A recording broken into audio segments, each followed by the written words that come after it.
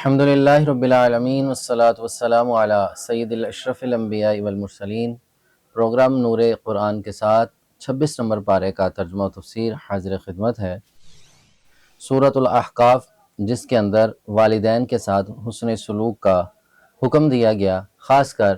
ماں کی شفقتوں اور مشقتوں کا تذکرہ ہے۔ بچے کی ولادت سے پہلے اور بچے کی ولادت کے بعد جو ماں مشقت پہ مشقت برداشت کرتی ہے، رب تعالیٰ نے اس کا تذکرہ فرمایا ہے، اور دودھ پلانے کی 30 ماہ تک مدت کا تذکرہ فرمایا، اور پھر فرمایا جب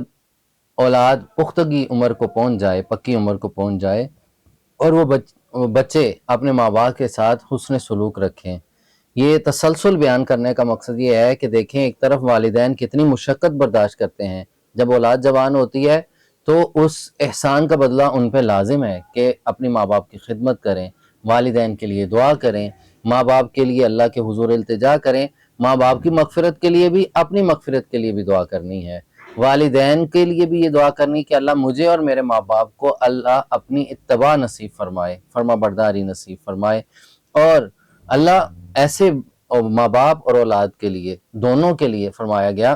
کہ جب یہ اللہ کے حضور دعا کرتے ہیں تو اللہ ان کے گناہوں کو معاف کر دیتا ہے، اللہ ان سے سچا وعدہ کرتا ہے، جنت کی بشارت عطا کی جاتی ہے۔ تو والدین کے ساتھ والدہ کا زیادہ حق احساس دلوایا گیا، اور آقا کریم صلی اللہ علیہ وسلم نے ماں باپ دونوں کا جہاں تذکرہ فرمایا اور ماں کی فضیلت کو زیادہ تذکرہ کیا ہے۔ اس سے مراد نہیں کہ باپ کا مقام و مرتبہ کم ہے، باپ کا بھی اپنا مقام ہے اور ماں کا بھی اپنا مقام ہے۔ یاد رکھیے، والدین راضی نہ ہوں تو اللہ بھی راضی نہیں ہوتا، ماں باپ ناراض ہو جائیں تو رب بھی ناراض ہو جاتا ہے۔ 29 نمبر آیت سورہ احقاف کی جنات کا تذکرہ ہے کہ جنات کا ایک گروہ حضور نبی کریم صلی اللہ علیہ وسلم کی بارگاہ اقدس میں حاضر خدمت ہے اور آ کے قرآن سنتا ہے۔ وہ اپنے قبیلے میں واپس جاتے ہیں اور جا کر پھر اس قرآن کا تذکرہ کرتے ہیں جو قرآن وہ سن کے آئے ہیں، اور وہ کہتے ہیں یہ وہی کلام ہے جو ہم موسیٰ علیہ السلام کے دور میں ان سے سنا کرتے تھے۔ تو پھر وہ قبائل در قبائل حضور کی بارگاہ اقدس میں حاضر ہوا کرتے، جنات بھی ان کے قبائل، پھر حضور انہیں قرآن سنایا کرتے، وہ ایمان لے کے آتے۔ یہ تذکرہ کیا گیا۔ سورہ محمد، جس کی بڑی فضیلت ہے اور اس کو پڑھنا بھی اجر و ثواب ہے، بے اولاد افراد جو ہیں اگر اس کو روزانہ بطور وظیفہ پڑھیں اور اللہ کے حضور دعا کریں، اللہ انہیں نیک اولاد بھی فرمائے گا۔ اس کے مضامین میں جنگ کے قوانین بیان کیے گئے ہیں کہ جب مسلمان کسی جگہ پہ فتح یاب ہوں تو پھر قیدیوں کے ساتھ کیسا سلوک کرنا چاہیے۔ 3 قسم کے سلوک ہیں ان کے ساتھ۔ سب سے پہلے یا تو انہیں قید کر دیا جائے کہ وہ دوبارہ مسلمانوں پہ حملہ نہ کر سکیں اور نقصان نہ پہنچا سکیں، یا ان کے ساتھ اتنا حسن سلوک کیا جائے، انہیں آزاد کیا جائے کہ وہ اسلام کی طرف واپس آ جائیں، یا فدیہ لے کے انہیں آزاد کر دیا جائے۔ یہ 3 اصول جو ہیں اس سورہ پاک میں تذکرہ کیے گئے۔ اہل تقویٰ کا تذکرہ ہے، اور اہل تقویٰ کو اللہ جنت عطا فرمائے گا اور جنت میں اعلیٰ مقام نصیب ہوگا، اور جنت میں جو نعمتیں نصیب ہوں گی انہیں سب سے پہلے پاکیزہ پاک ایسا پانی نصیب ہوگا، پانی دیا جائے گا جو کبھی خراب ہونے والا نہیں ہے، شفاف نہریں ہوں گی تازہ پانی کی۔ پھر ساتھ ہی ساتھ دودھ کی نہروں کا تذکرہ ہے جن کا ذائقہ بڑا خوشبودار ہے، اور شراب طہور کا تذکرہ ہے، خالص شہد کی نہروں کا تذکرہ ہے، اور پھلوں کا تذکرہ ہے، اور فرمایا کہ عقل سلیم والے لوگ جو ہیں، اہل عقل ہیں، ان کے لیے بڑے اعلیٰ مقام ہیں۔ اسی طرح جہنم والوں کو کھولتا ہوا پانی دیا جائے گا جس سے ان کا تمام اندر کا تمام نظام جل کے راکھ ہو جائے گا۔ جنت اور جہنم دونوں کا تذکرہ ساتھ ساتھ کیا گیا ہے سورہ محمد میں۔ اور اس کے بعد سورۃ الفتح ہے جس میں آقا کریم صلی اللہ علیہ وسلم کی شان کو، آپ کی فتح کا تذکرہ دیا گیا اور آپ کو فتح کی بشارت دی گئی، اور آپ صلی اللہ علیہ وسلم کی شانوں کو بیان کیا گیا۔ اِنَّا أَرْسَلْنَاكَ شَاهِدًا وَمُبَشِّرًا وَنَذِيرًا، یہ آپ کی توصیف، آپ کی نعت شریف اللہ تبارک و تعالیٰ اپنی شایان شان بیان فرما رہا ہے۔ اور اس کے بعد 10 نمبر آیت میں بیعت رضوان کا تذکرہ ہے، اور فرمایا کہ لَقَدْ رَضِيَ اللَّهُ عَنِ الْمُؤْمِنِينَ، اللہ راضی ہو گیا ان مومنوں سے جنہوں نے بیعت رضوان کی ہے۔ بیعت رضوان کا ایک تفصیلاً ذکر بھی کیا گیا، اور اللہ تبارک و تعالیٰ نے صحابہ اکرام کی سے راضی ہونے کی سند بھی عطا فرمائی ہے۔ پھر صلح حدیبیہ کا مقام ہے، اور صلح حدیبیہ کے مقام پہ جو بیعت رضوان ہے اس کا بھی تذکرہ کیا گیا ہے۔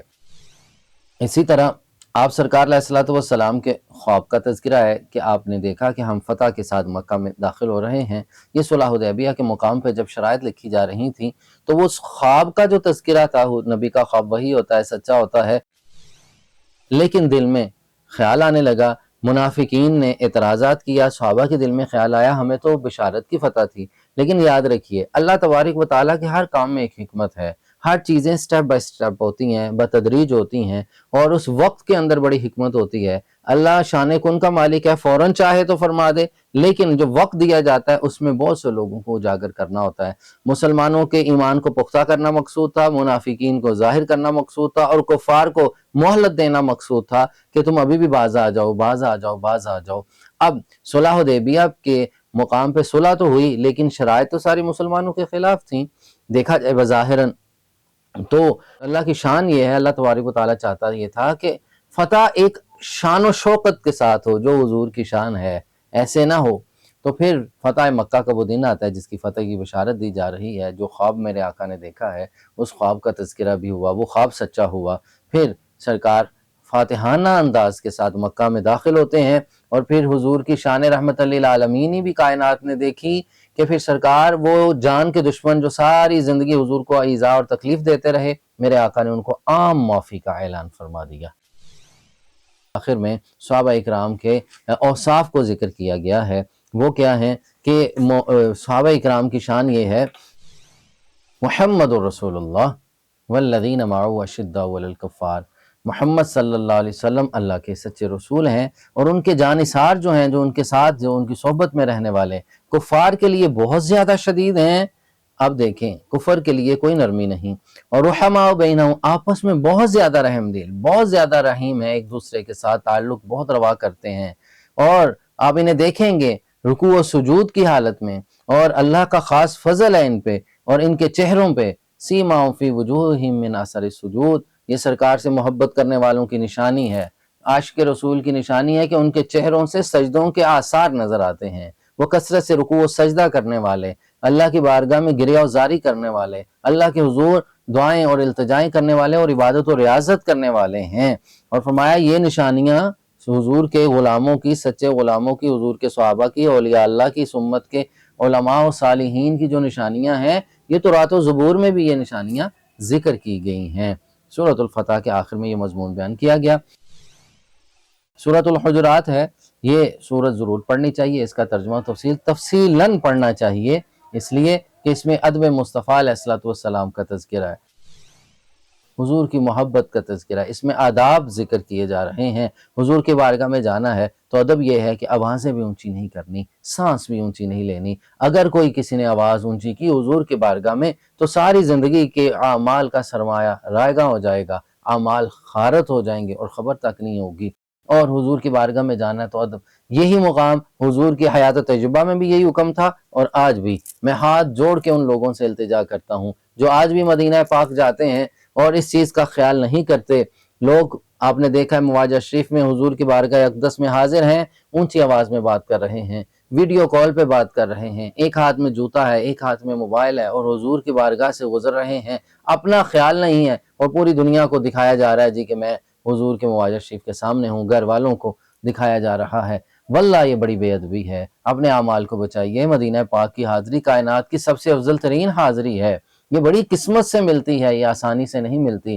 اگر اتنا کرم ہو گیا ہے اس کرم کو سنبھالیے، جب حضور کی بارگاہ میں جائیں تو سانس بھی آہستہ لینا چاہیے۔ ہمارے سلف صالحین، علماء و صالحین نے بتایا ہے کہ حضور کی بارگاہ اقدس کا تو ادب اتنا زیادہ ہے کہ اپنی سانسیں بھی سمیٹ لینی چاہیے کہ آپ کی سانس کی آواز بھی نہ آئے، جہاں کہ زبان کی آواز آئے، آپ ادھر کلام کریں، آپ ادھر ویڈیو بنائیں، لوگوں سے شور و غل کریں، ایسا نہ کیجیے۔ سورہ حجرات کا مین مضمون یہ ہے کہ حضور کی بارگاہ میں جانے کے آداب بتائے گئے ہیں۔ جو جتنا ادب کرتا ہے وہ اتنا پا لیتا ہے، جو جتنا ادب کرتا ہے اس پہ اتنا کرم ہوتا ہے۔ آج بھی جو لوگ ادھر جاتے ہیں، جتنے ادب سے جاتے ہیں، سرکار کی نگاہ کرم اتنی ہی ہوتی۔ حضور آج بھی ویسے ہی ملاحظہ فرما رہے ہیں اپنی امت کو جیسے حضور صحابہ اکرام میں موجود ہوا کرتے تھے، اور صحابہ حضور کی بارگاہ اقدس میں آ کے حاضری پیش کیا کرتے تھے۔ تو لہٰذا اپنے اعمال پیش کرنے جا رہے ہیں، وہاں تو وہ مقام ہے کہ وَلَوْ أَنَّهُمْ إِذْ ظَلَمُوا أَنفُسَهُمْ، اپنی جانوں پہ ظلم کر لیا ہے تو حضور کی بارگاہ اقدس میں جا کے معافی تلافی کے لیے جانا ہے، استغفار کے لیے جانا ہے۔ اور اللہ کے حضور معافی مانگنے کے لیے جانا ہے۔ آپ یہ بید بھی کریں گے تو مزید اعمال تباہ و برباد ہو جائیں گے۔ اللہ تبارک و تعالی عمل کی توفیق نصیب فرمائے اور قرآن عزیز کے ظاہری باطنی علوم نصیب فرمائے۔ 26ویں پارے کے یہ چند مضامین تھے جس میں سورہ حجرات کا یہ خاص مضمون میں نے آپ کے سامنے رکھ دیا۔ اس کے بعد غیبت سے منع کیا گیا، عیب جوئی سے منع کیا گیا، ایک دوسرے کو مذاق اڑانے سے منع کیا گیا، برے نام رکھنے سے منع کیا گیا۔ غیبت کرنا ایسا ہے جیسے مردار بھائی کا گوشت کھانا ہے، تو ان تمام اخلاقی برائیوں سے منع کیا گیا ہے سورہ حجرات میں اور باقی صورتوں میں۔ اللہ عمل کی توفیق نصیب فرمائے، آمین یا رب العالمین۔